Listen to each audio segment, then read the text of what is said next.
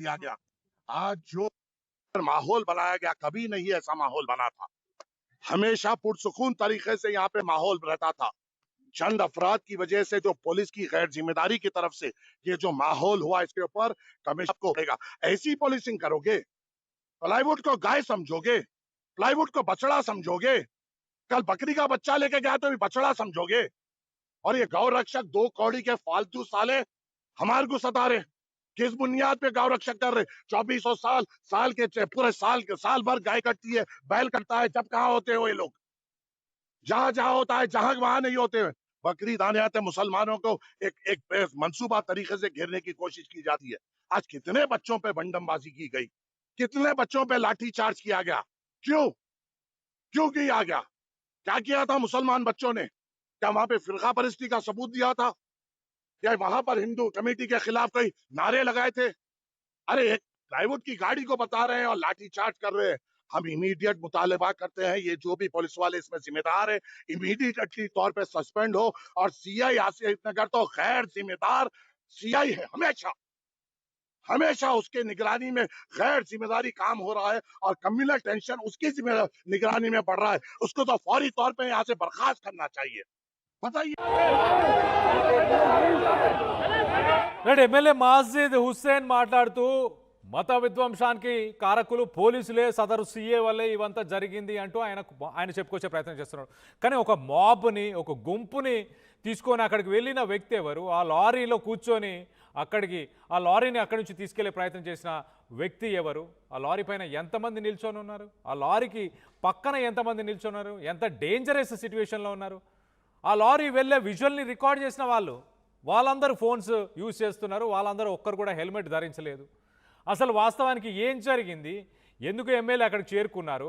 పోలీసులు ఈ అల్లరి మూకలను చెదరగొట్టే ప్రయత్నం ఎందుకు చేశారు? 2 వర్గాలుగా ఉన్న వ్యక్తులు ఎవరు? వీళ్ళందరి గురించి డీటెయిల్గా తెలుసుకునే ప్రయత్నం చేద్దాం. ఇటు మా ప్రతినిధి మధు అందుబాటులో ఉన్నారు. మధుతో మాట్లాడి తెలుసుకునే ప్రయత్నం చేద్దాం. మధు, చెప్పండి, అసలు ఈ అల్లరి మూకలు ఎవరు? 2 గ్రూపులు అక్కడ ఉన్నాయంటూ చెప్పుకొస్తున్నారు. ఆ 2 గ్రూపులు ఎవరు? అండ్ ఎమ్మెల్యే ఎందుకు అక్కడికి వెళ్ళారు? ఎగ్జాక్ట్లీ గత కొంతకాలంగా కొంచెం కాంట్రవర్షియల్ ఇష్యూస్ లో మాజీ హుస్సేన్ ఎంటర్ అవుతా ఉన్నారు. మనం చూసాం గతంలో అనేక ఇష్యూస్ లో అగ్రెషన్ తో రోడ్డుపైకి వస్తారు, అటాక్ చేస్తారు ఆయన మనుషులంతా కూడా.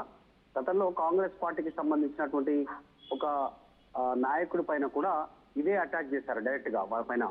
ఇప్పుడు మెహదీపట్నంలో జరిగినటువంటి ఇన్సిడెంట్ కాస్త ఉద్రిక్తతకు దారితీస్తా ఉంది. దానికి రీజన్ ఏంటంటే గోవులను అక్రమంగా తరలిస్తున్నారు అక్కడ నుంచి అనేటువంటిది కొంతమంది గోరక్షకులు అక్కడికి వెళ్ళి అడ్డుకునే ప్రయత్నం చేశారు. ఈ విషయం తెలిసిన వెంటనే అక్కడికి చేరుకొని టీం అంతా కూడా వాళ్ళందరినీ భయభ్రాంతులకు గురి చేశారు, వారిపైన దాడి చేశారు. ఆ వాహనాన్ని అక్కడి నుంచి సేఫ్ గా తరలించే ప్రయత్నం చేశారు. దాంట్లో ప్లైవుడ్ తీసుకెళ్తున్న లారీ అని చెప్తుంటే దాన్ని అడ్డుకోవాల్సినటువంటి అవసరం ఏముంది అనేటువంటి క్వశ్చన్ మాజీ హుస్సేన్ చేస్తా ఉన్నారు. కాదు, అక్రమంగా గోవులను తరలిస్తున్నారు అనేటువంటి గోరక్షకులు చెప్తా ఉన్నారు. కానీ అక్కడ జరిగినటువంటి ఇన్సిడెంట్ చూస్తే అక్రమంగా గోవులను తరలిస్తుంటే వాటిని సేఫ్ గా అక్కడి నుంచి తరలించే ప్రయత్నంలో భాగంగా మాజీ హుస్సేన్ తన అనుచరులతో అక్కడికి చేరుకున్నారు అనేటువంటిది చాలా స్పష్టంగా వీడియోలో కనిపిస్తా ఉంది. వీడియోలో వందల సంఖ్యలో గుంపుగా ఒక మాబ్ గా అక్కడికి చేరుకున్నటువంటి పరిస్థితి. ఇది మొదటిసారి కాదు. మాజీ హుస్సేన్ కాస్త ఆయన చర్యలన్నీ కూడా కాంట్రవర్షియల్ గానే ఉంటున్నాయి. గతంలో కూడా ఇట్లాంటి అటాక్ చేశారు, ఇట్లాంటి అగ్రెషన్ చేశారు ప్రభుత్వ అధికారుల పైన.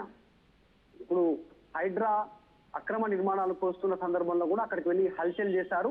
ప్రభుత్వ అధికారులను, పోలీసు అధికారులను క్వశ్చన్ చేశారు. డైరెక్ట్ గా వారిపైన అటాక్ చేసే ప్రయత్నం చేశారు. వారిని అసభ్య పదజాలంతో దూషించినటువంటి పరిస్థితి. ఈ రోజు కూడా మాజీ హుస్సేన్ మాటల్లో చాలా వల్గర్ లాంగ్వేజ్, ఒక ప్రజాప్రతినిధిగా ఉండి చట్టాన్ని ఉల్లంఘిస్తూ ఆయన తీసుకున్నటువంటి చర్యలు చాలా స్పష్టంగా కనిపిస్తా ఉన్నాయి. పోలీసులు లాఠీ చార్జ్ చేసినా కూడా పోలీసులు కంట్రోల్ చేయనటువంటి పరిస్థితి క్రియేట్ అయిందంటే ఒక రకంగా లా అండ్ ఆర్డర్ ని డిస్టర్బ్ చేసే ప్రయత్నం మాజీ హుస్సేన్ చేశారు అనేటువంటిది గోరక్షకులు ఆరోపిస్తా ఉన్నారు. ఈ ఇన్సిడెంట్ కి సంబంధించి స్వయంగా ఆయనే లారీలో ఎక్కి ఎమ్మెల్యే ప్రజాప్రతినిధిగా ఇష్యూను సద్దుమణిగేలా చేయాల్సినటువంటి పొజిషన్ లో ఉండి దాన్ని ఇంకా రెచ్చగొట్టేలా పోలీసులను, అక్కడ స్థానికులను భయభ్రాంతులకు గురి చేసేలా ఇన్సిడెంట్ లో ఆయన భాగస్వామ్యం అయ్యారనేటువంటి ఆరోపణలు గోరక్షకులు చేస్తా ఉన్నటువంటి పరిస్థితి ఉంది. రీసెంట్ గా కొంతమంది గోరక్షకులు అరెస్ట్ అయ్యారు. అనేక మార్గాల ద్వారా అనేక వాహనాల్లో గోవులను తరలించి కబేలకు తీసుకెళ్లి వధిస్తా ఉన్నారు. ఇది గోరక్షకు సంబంధించినటువంటి దాంట్లో ప్రభుత్వం తీసుకున్న నిర్ణయాల్లో భాగంగా ఇది చట్ట విరుద్ధము అయినప్పటికీ కూడా వీళ్ళు సహకరిస్తా ఉన్నారు ఎంఐఎం పార్టీకి సంబంధించిన నాయకులు అనేటువంటి ఆరోపణలు ఉన్నాయి. సో ఈ సిచ్యువేషన్ లో మాజీ హుస్సేన్ అక్కడికి చేరుకోవడం అనేటువంటిది ఆరోపణలు పెద్ద ఎత్తున వినిపిస్తా ఉన్నాయి. దీనికి సంబంధించి వాళ్ళు స్లోగన్స్ ఇచ్చారు. చూసాం రెండు వర్గాలు, ఒకటి గోరక్షకులు, ఒకటి ఎంఐఎం పార్టీ సపోర్టర్స్, మాజీ హుస్సేన్ కి సంబంధించిన సపోర్టర్స్ అక్కడికి రావడం అనేటువంటిది కాస్త ఆందోళన కలిగిస్తున్నటువంటి సిచ్యువేషన్ కనిపిస్తా ఉంది. నడి రోడ్డు పైనే ఒక హంగామా, ఒక హల్చల్ క్రియేట్ అయినటువంటి పరిస్థితి, ఒక కర్ఫ్యూ వాతావరణం క్రియేట్ అయినటువంటి సిచ్యువేషన్ కనిపిస్తా ఉంది. ఇట్లాంటి సిచ్యువేషన్ ఇంకా కొనసాగితే ఫ్యూచర్ లో ఇది ఉద్రిక్తతకు దారి తీసేటువంటి సిచ్యువేషన్ అయితే కనిపిస్తా ఉంది. కళ్యాణ్, దీనిపైన పోలీసులు ఇంటర్ఫీర్ కావాలి, కేసు నమోదు చేయాలి. అసలు ప్రజాప్రతినిధిగా ఉండాల్సినటువంటి వ్యక్తి ఆ స్పాట్కి వెళ్ళి ఈ రకంగా బిహేవియర్ సంబంధించినటువంటి అంశం పైన పోలీసులు చర్య తీసుకోవాలనేటువంటి డిమాండ్ వస్తా ఉంది గోరక్షకుల నుంచి. చూడాలి దీనిపైన ప్రభుత్వం ఎట్లా రెస్పాండ్ అవుతుంది. Right Madhu, thanks for the latest update. మొత్తం మీద గోరక్షకులు అలాగే కొంతమంది అక్కడ ఆవులని తరలిస్తున్నారు అన్న ఉద్దేశంతో వెళ్ళి ఒక లారీని ఆపడం జరిగింది. దాని తర్వాత కొంతమంది అల్లరి మూకలు రెండు వర్గాలుగా ఉండి అక్కడ వాళ్ళు గొడవ పడ్డారు. పోలీసులు వాళ్ళని కంట్రోల్ చేసే ప్రయత్నం చేస్తే పోలీసుల పైన రాళ్ల వర్షాన్ని కురిపించారు. 3 పోలీసులు తీవ్రంగా గాయపడ్డారంటే అర్థం చేసుకోండి. దాని తర్వాత స్థానిక ఎమ్మెల్యే మాజిద్ హుస్సేన్ అక్కడికి చేరుకొని ఇంకా ఆ ఉన్న హై టెన్షన్ సిచ్యువేషన్ని కాస్త ఇంకా నెక్స్ట్ లెవెల్కి తీసుకెళ్లారు. ఆ లారీలో కూర్చొని వెళ్ళడం డేంజరస్, ఒక రకంగా యువతని డేంజరస్గా వాళ్ళందరినీ కూడా ఒక సిచ్యువేషన్లో ఆయన ఉంచడం. దాని తర్వాత పోలీసులతో కూడా చాలా దురుస్తుగా ప్రవర్తించడం జరిగింది. సో దానికి సంబంధించి కూడా చాలా విమర్శలు వస్తున్నాయి. గతంలో కూడా మనం చూసాం. ఈ సదరు ఎమ్మెల్యే మాజిద్ హుస్సేన్, ఈ ఎమ్మెల్యే గతంలో హైడ్రాకి సంబంధించిన అధికారుల పైన కూడా విరుచుకుపడడం, అసభ్య పదజాల యూజ్ చేయడం, పదజాలం ఇలాంటివి గతంలో కూడా చేశాడు. వీళ్ళపైన కఠిన చర్యలు తీసుకోవాలి అంటూ కూడా విమర్శలు వస్తున్నాయి.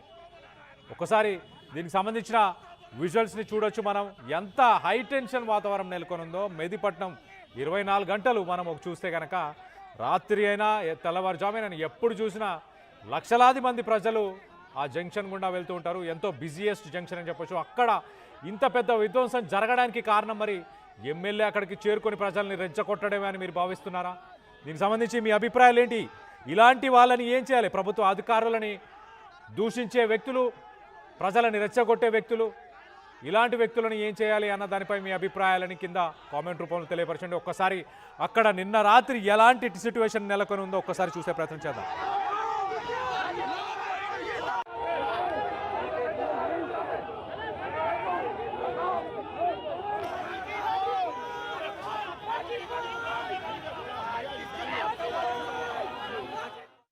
చూస్తున్నాము మెహదీపట్నంలో హై టెన్షన్ వాతావరణం నెలకొని ఉంది. నడి రోడ్డుపై ఎంఐఎం ఎమ్మెల్యే మాజిద్ హుస్సేన్ రచ్చ చేశాడు.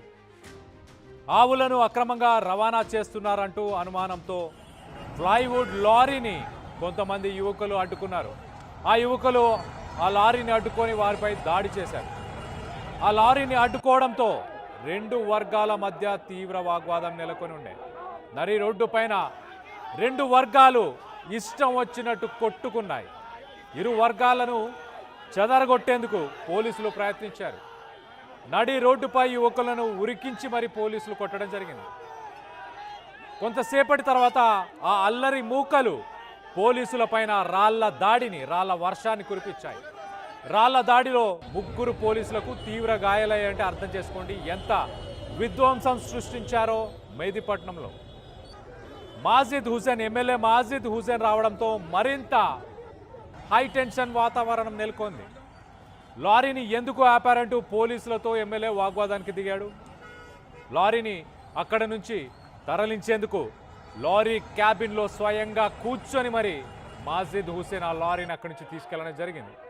ప్రస్తుతానికి ఆ వీడియోస్ సోషల్ మీడియాలో వైరల్ అవుతున్నాయి. ఆ గొడవకు సంబంధించినవన్నీ ఒకసారి నిన్న రాత్రి వేళ జరిగిన ఆ ఇన్సిడెంట్కి సంబంధించి ఒక్కసారి అక్కడ ఎలాంటి వాతావరణం నెలకొని ఉందో ఒకసారి చూసే ప్రయత్నం చేద్దాం.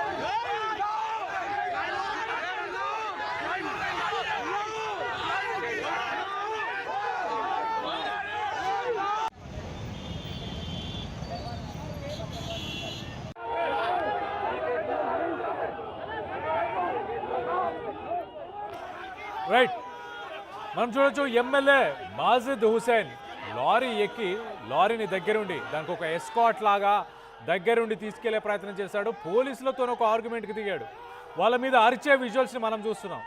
మరోపక్క ఆ లారీని తీసుకొని వెళ్తున్న సమయంలో ఆ లారీలోనే కూర్చొని ఎమ్మెల్యే ఆ లారీలో వెళ్తున్న సమయంలో మనం ఒకసారి ఆ విజువల్ ఎగ్జాక్ట్లీ ఆ లెఫ్ట్ సైడ్ బాక్స్లో కనిపిస్తుంది చూడండి. ఆ లారీలో తను ఆ ముందు సీట్లో కూర్చొని కాళ్ళు బయట పెట్టి ఏదో సాధించేశాను, లేకపోతే పుష్ప సినిమాలో పుష్ప లాగా కూర్చొని ఆ బిల్డప్ ఇవ్వడం. దానిపైన ఎంతోమంది యువకులు కూర్చొని ఉన్నారు. ఒక్క సడన్ బ్రేక్ పడిన వాళ్ళందరూ కూడా కింద పడిపోతారు. మరి రైట్ సైడ్లో చూసుకుంటే ఆయన పక్కన కూడా ఎంతోమంది నిల్చొని ఉన్నారు ఆ లారీలో. ఒక్కరి కింద పడ్డ వాళ్ళ ప్రాణాలు పోయే అవకాశం ఉంటుంది. అంటే ఒక పబ్లిసిటీ స్టంట్గా చేసే ప్రయత్నం చేస్తున్నాడా? అక్కడ వాళ్ళందరినీ రెచ్చగొట్టి విధ్వంసానికి పాల్పడేలా చేస్తున్నాడా? ఆ విజువల్లో చూడండి ఎంత అగ్రెసివ్గా మాట్లాడుతున్నాడు, పోలీసులతో ఎంత దురుసుగా మాట్లాడుతున్నాడు. మరో పక్కన అతనితో పాటు ఆ రన్నింగ్ వెహికల్లో ఉన్న వ్యక్తులు, ఆ ఫోన్లో రికార్డ్ చేసే వ్యక్తులు ఒక్కరు కూడా హెల్మెట్ పెట్టుకోలేదు.